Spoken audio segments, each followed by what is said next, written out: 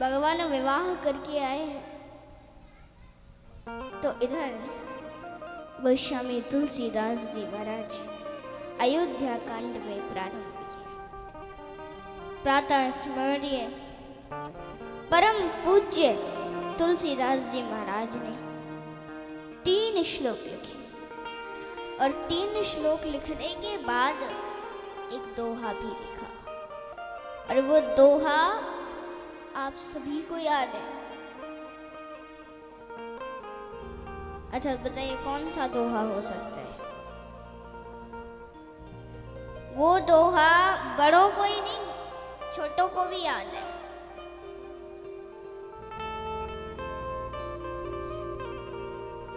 श्री गुरु चरण सरोज रज निज मन मुकुरु सुधारि परिणौ रघुवर विमल जसु जो दायक फल चारि।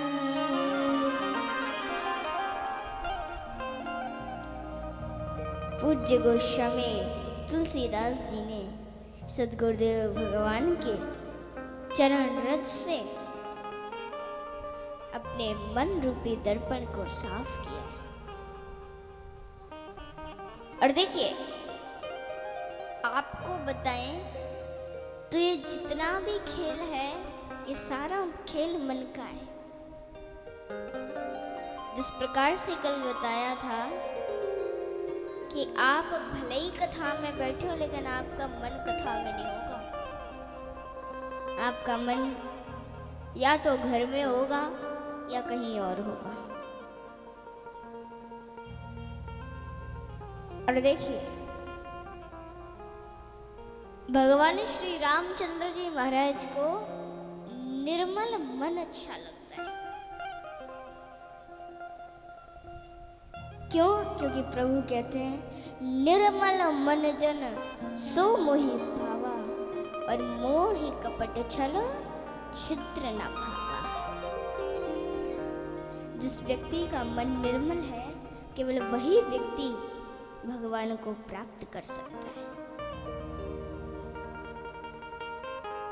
और कहते हैं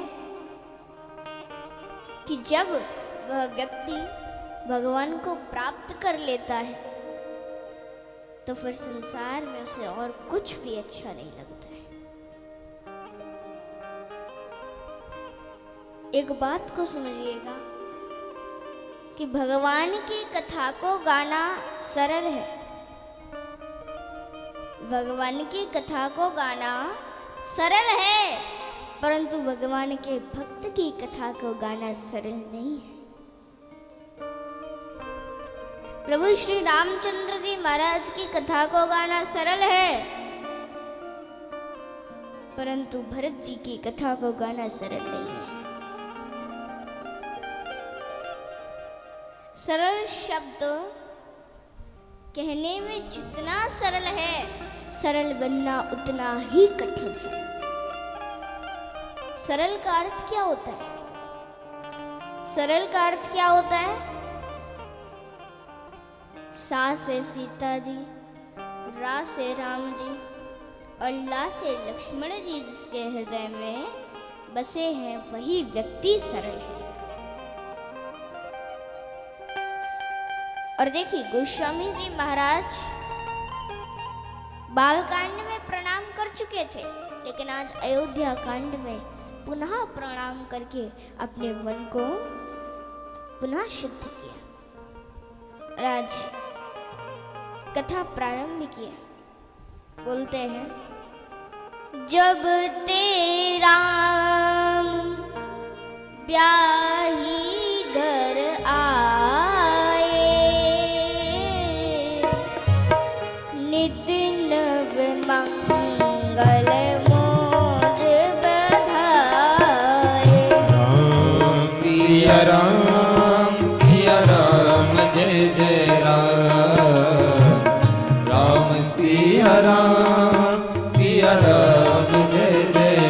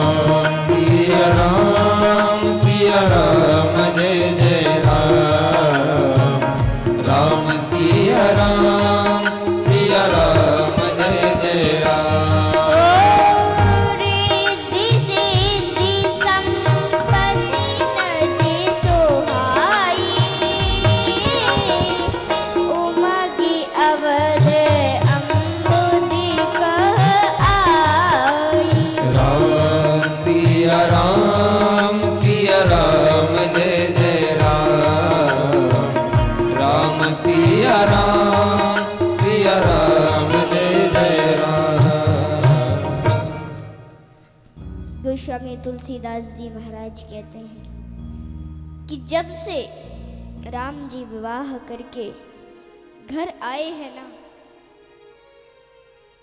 तब से अयोध्या में नित्य नवीन मंगल हो रहा है,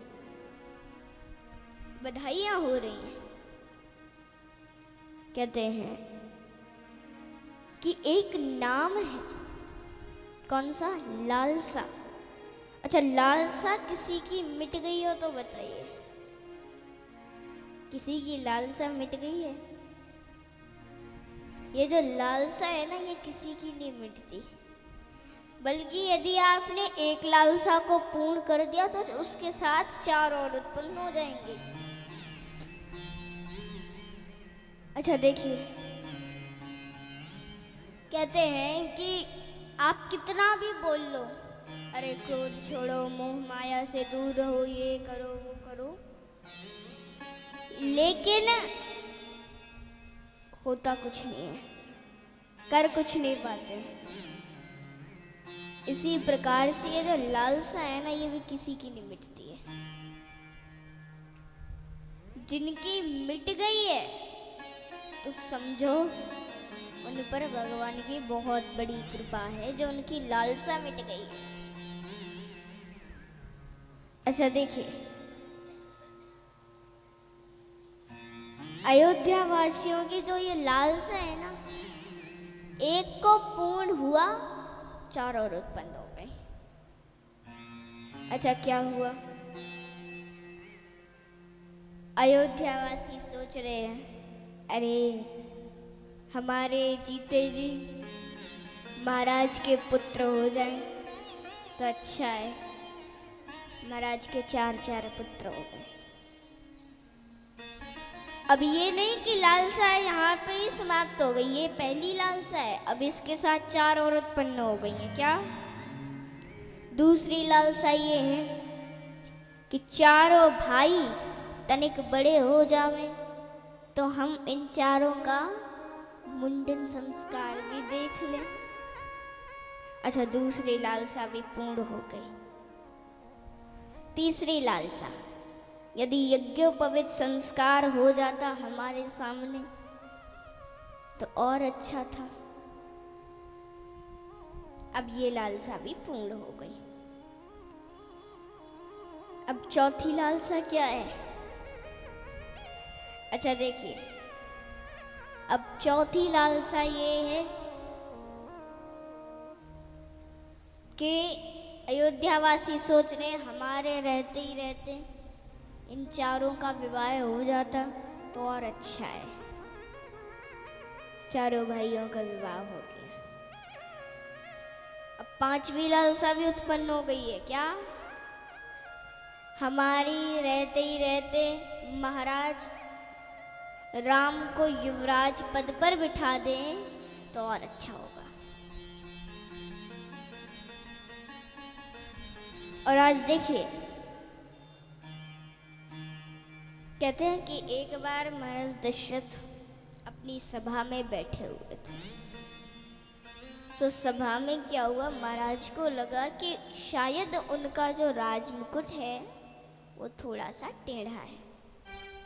दर्पण मंगवाया, दर्पण आया और आज जैसे ही मुकुट को सीधा किया सो देखते हैं कि कान के पास के जो बाल है ना वो श्वेत हो गए और वो श्वेत केश मानो महाराज के कान में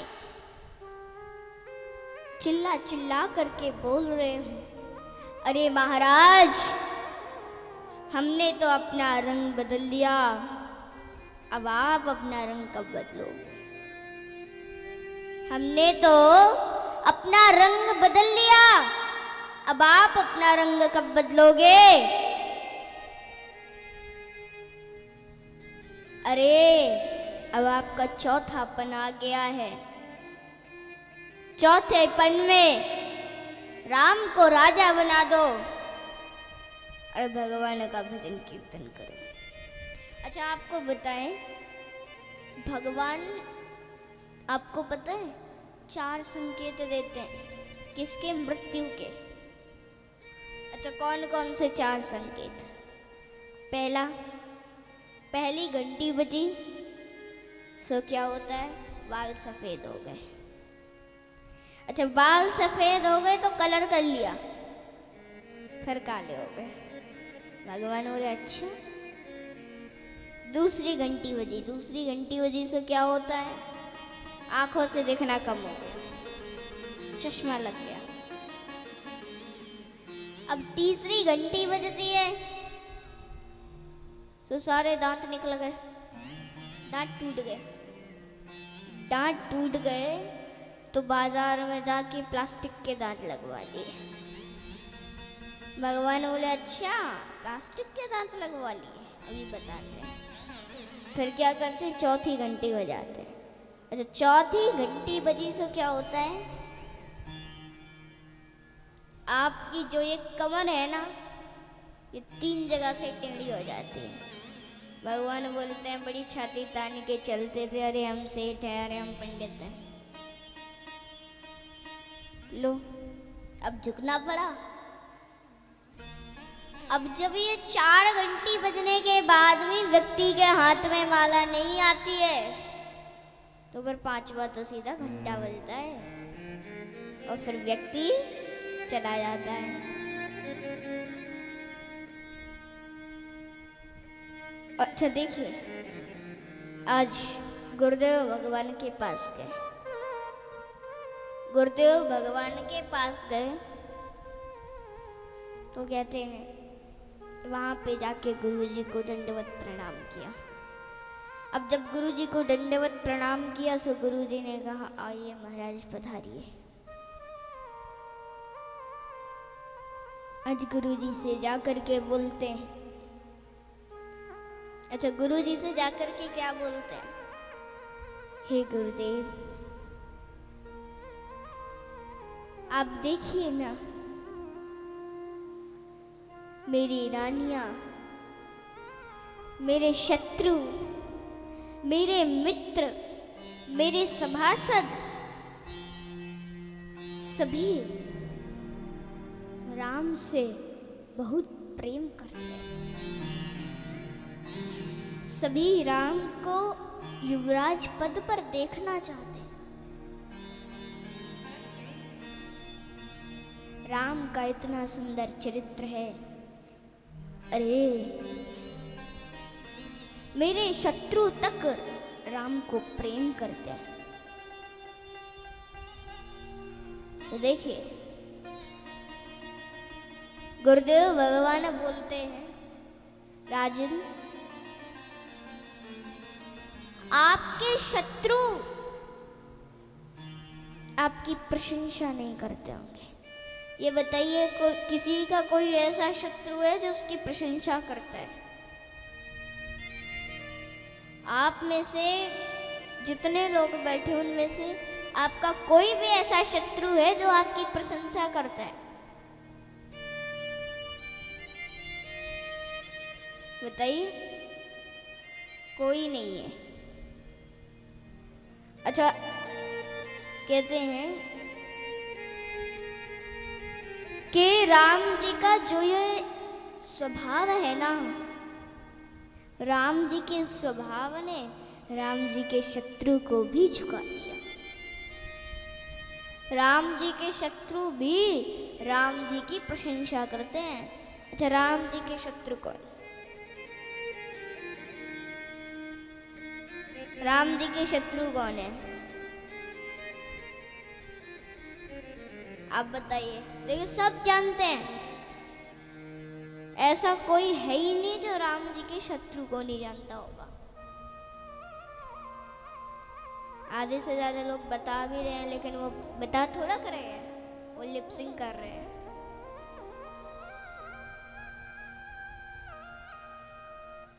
कहते हैं कि राम जी का शत्रु कौन है? रावण।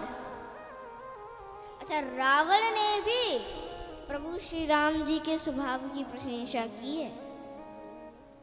रावण ने भी। कैसे? कहते हैं कि जब राम जी युद्ध कर रहे थे तो उस समय क्या हुआ, रावण से युद्ध कर रहे थे तो उस समय क्या हुआ कि रावण आया, रथ पे बैठ के बढ़िया।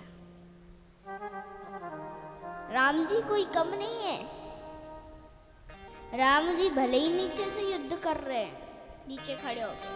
देवताओं ने देखा ये रावण रथ पे आया है, मेरे प्रभु नीचे खड़े होके युद्ध करेंगे, अभी बताते हैं इनको।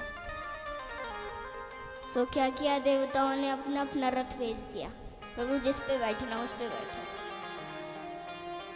भगवान भी रथ पे चढ़ के युद्ध किए। एक दिन क्या हुआ, रावण आया युद्ध के लिए। राम जी बोले दशानन, आज आप बड़े थके हुए दिख रहे हो, आपने ठीक से विश्राम नहीं किया है क्या? अरे अभी आप घर जाइए, जाकर के आराम करिए, कल युद्ध कर लेंगे। कोई जरूरी नहीं है कि आज ही फैसला कर दें, कल हो जाएगा, आप जाइए।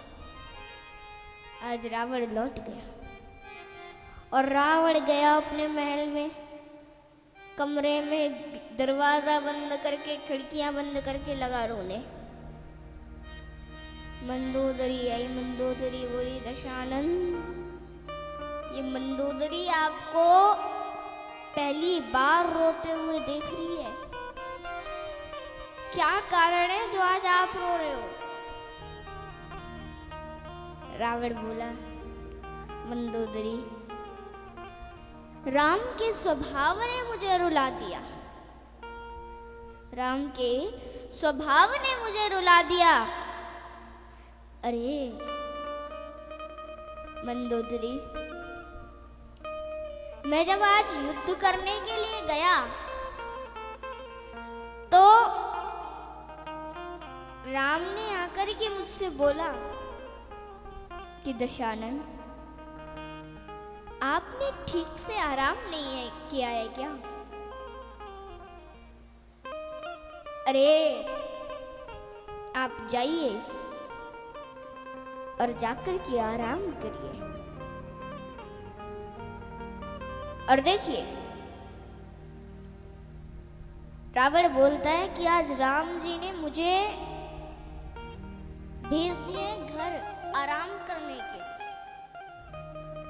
रावण बोला, मंदोदरी, राम जी का ऐसा स्वभाव है कि राम जी को अपने शत्रु के भी आराम विश्राम की चिंता है, अपने शत्रु के भी।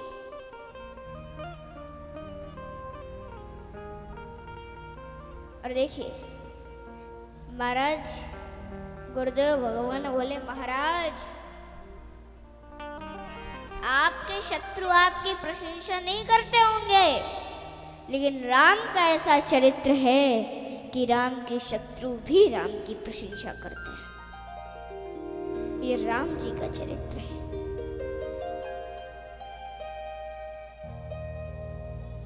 और देखिए कहते हैं कि आज बारंबार गुरुदेव भगवान से कहा, गुरुजी आप सुंदर मुहूर्त बता दीजिए जिस मुहूर्त में मैं अपने राम को युवराज पद पर बिठा सकूं। गुरुदेव भगवान मन में सोचे कि जो सुंदर मुहूर्त महाराज दशरथ हमसे पूछ रहे हैं, वह सुंदर मुहूर्त तो 14 वर्षों बाद आएगा। परंतु महाराज तो इतनी शीघ्रता में है कि वो कुछ सुनने के लिए ही तैयार नहीं है। क्या करूं? कहते हैं आज गुरुदेव भगवान बोले, महाराज आप विलंब मत करिए, आप इसी समय राम को युवराज पद पर बैठा दीजिए।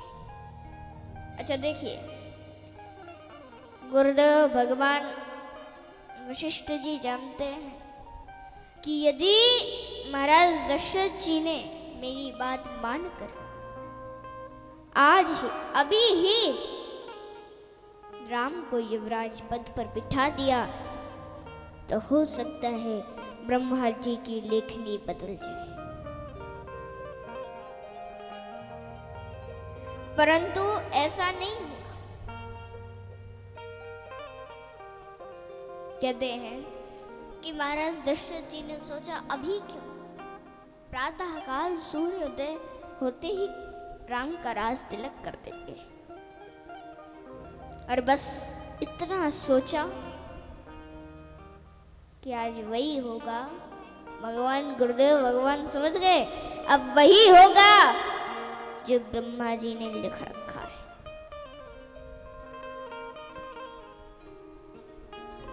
गुरुदेव भगवान ने राम जी से इशारे से कह दिया, बेटा तैयारी कर लो, कहाँ वन जाने की। आज रात्रि में भूमि शयन करना, पय आहार करना,